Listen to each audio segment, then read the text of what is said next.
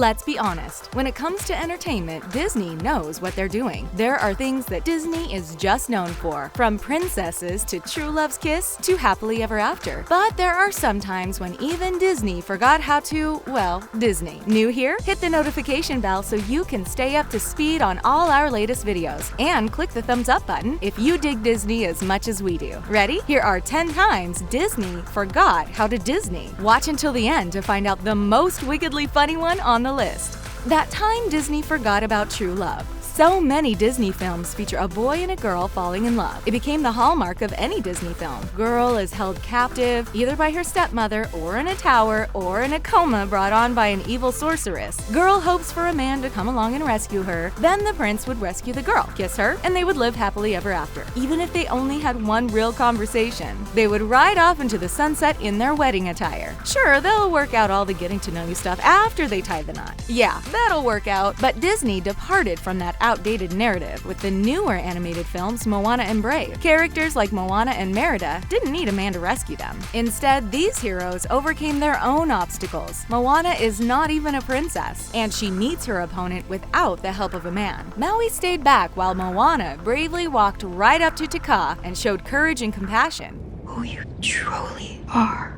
And Merida fights Mor'du with the help of her mother and her trusty bow and arrow. That's a lot different from Disney's Cinderella and Snow White days. That time Disney forgot to be racist. Okay, real talk. Disney has had some pretty embarrassing racist moments in their past animated films. Example, did you know there is a scene in the 1940 animated classic Fantasia that was so incredibly racist they actually had to remove it from the movie? This was a total whoops moment for Disney. Apparently, there was a character called Sunflower who was a darker-skinned, smaller centaur who was a servant to the lighter-skinned centaurs. It was so offensive, Disney had to remove that character from the official DVD. And then there was the issue of the crows in Dumbo. The crows have been called stereotypically black. They spoke in heavy, Southern, African-American jive. Well, I just can't believe my eyes. And the leader of the crows was named Jim Crow. Yikes! There are more examples, but let's focus on the way Disney has changed to avoid such embarrassing racism in their present and future films. When they made Coco, they actually hired Mexican-American political cartoonist and La Cucaracha comic creator Lalo Alcaraz as a consultant. They did this so they wouldn't slip into the mistake of wrongly portraying the culture of the Mexican people. It totally paid off. Coco is a beautiful tribute to the values and traditions of Mexican families. Thank goodness for that. That time Disney left the parents alive. Any Disney fan can tell you there are a lot of heroes who lose their parents in Disney films, whether it's princesses who are locked away and never allowed to see their parents again, or Bambi's mother getting shot in the meadow. The mortality rate for parents in Disney films is pretty high. Either no one talks about where the missing parent is, like in The Little Mermaid or Beauty and the Beast. Seriously, where are Ariel and Belle's moms? Or they meet a horrible demise, like Simba's dad, Mufasa, in The Lion King. There are too many examples to even mention them all. But in the newer Disney films, it seems Disney forgot and left the parents alive. In Moana, both of her parents get to stay alive through the whole movie. But then she does lose her grandmother. In Coco, Miguel's parents, grandmother and great-grandmother, are alive. But then he does lose Mama Coco in the end. Actually Disney still has a sadistic habit of taking out the family members of our beloved heroes. Well, there are still a couple of films with living relatives. Mulan and The Incredibles still have intact families by the end of the film, but that's a pretty small percentage. That time, Disney forgot to stereotype genders. Remember when Disney films were sexist and portrayed women as only being able to cook and clean? And if you let me stay, I'll keep house for you.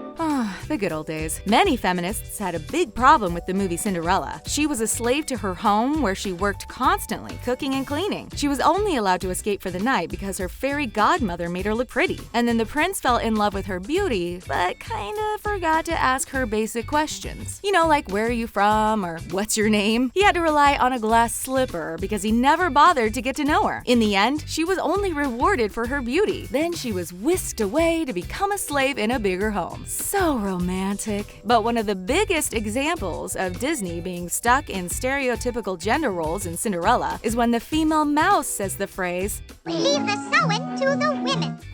We think the guys on Project Runway might disagree with you, little mouse. Thank goodness Disney forgot how to pigeonhole women. In Incredibles 2, Elastigirl is riding a motorcycle, saving people, and fighting bad guys, and leaving the sewing to someone else. And it's awesome. Is Disney forgetting how to princess? Is it just us, or does it seem that Disney princesses are on their way out? With movies like Coco, Incredibles 1 and 2, Finding Nemo, Finding Dory, Big Hero 6, and Inside Out, it's becoming harder and harder to find a princess in a Disney story. That may be because of modern times. Young girls just don't identify with a girl locked in a tower as much as they used to. Girls want adventure, excitement, and independence more and more. But does this mean it's the end of Disney princesses? Maybe they just need a bit of rebranding, like Merida in Brave. That's one awesomely tough princess. And there is a new unconventional princess in town. Enter Wreck-It Ralph's Princess Vanellope. She's kinda bratty, she's got candy stuck to her hair, and she's the funniest princess ever. Okay, if Disney creates more princesses like her, we are definitely for it. And here's something fans are just realizing. With Disney taking control of the Star Wars franchise, that means Princess Leia is also a Disney princess. Mind blown. So, what do you guys think? Is Disney forgetting their princess ways? Or are they just changing the way we see princesses to keep up with the times? The times Disney forgot to do musicals. When one thinks of Disney movies, they usually think of big musical numbers. Let it go, anyone? Disney has cornered the market when it comes to characters singing and dancing to a fully orchestrated number. Ariel gave us Part of Your World. Pocahontas gave us Colors of the Wind. Aladdin gave us A Whole New World. With so much success in these big musical films, it also seems like there are times when Disney just forgot to musical. The animals in Bambi don't sing. The characters in Up didn't belt out any tunes, though the opening score is pretty catchy. Mr. Incredible didn't sing a beautiful ballad about his love of Elastigirl, and Hero never sang to his robot. Since musical numbers seem to be what Disney is best at, we wonder why they still sometimes opt out of the big musical numbers. We guess it does make sense for the Disney fans who don't like musicals, but we can't imagine there are any Disney fans who don't. Well, we do admit it would seem weird for Hero to start singing at the Science Expo.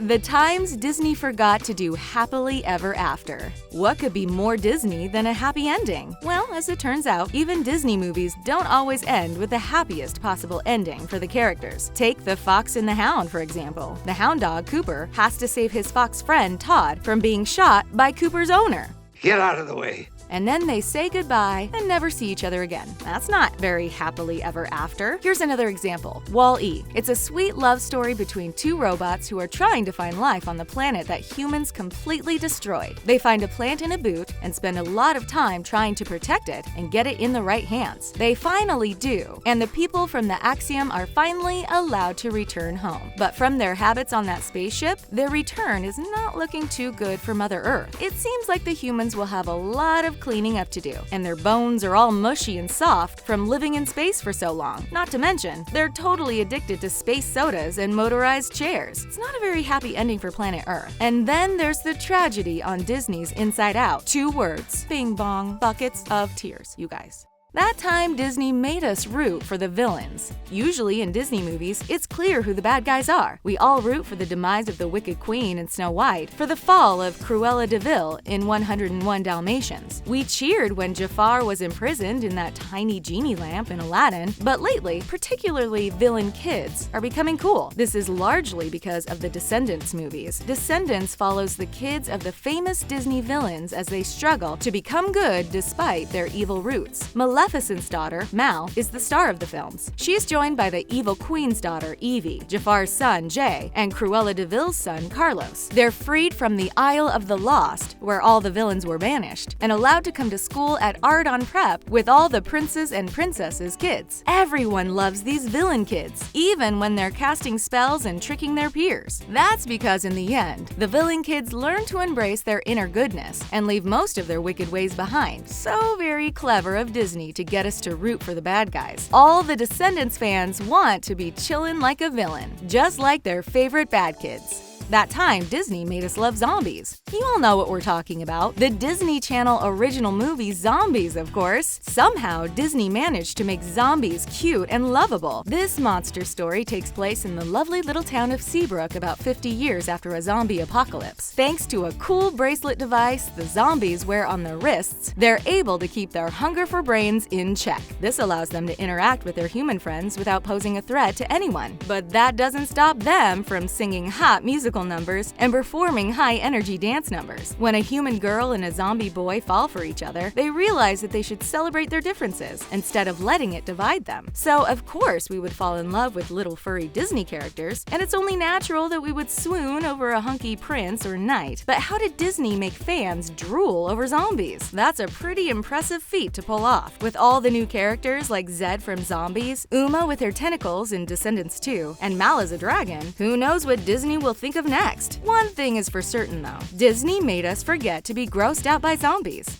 The time Disney forgot to take themselves too seriously. With all the amazing Disney movies and songs out there, it might be easy for the creators to get a bit full of themselves. They work really hard creating magic for all of us to enjoy, but they aren't afraid to poke fun at themselves from time to time. One great example of this is in The Lion King. Scar took over the Pride Lands and imprisoned Zazu. He told Zazu to sing him an upbeat song, so Zazu starts to sing, "It's a small world after all." Scar cuts him off and tells him to sing anything but that. If you've ever been on the Small World ride at Disneyland, you'll understand why Scar made that joke. The most recent example of this is in Ralph Breaks the Internet, Wreck-It Ralph 2. Vanellope bursts into a room full of Disney princesses, and they all totally make fun of the damsel princess issues of Disney past films. Rapunzel asks Vanellope if people assume all her problems were solved because a big strong man showed up, and Vanellope says, "Yes, what is up with that?" That's how the princesses are sure of Vanellope's princess status. At least Disney knows not to take themselves too seriously.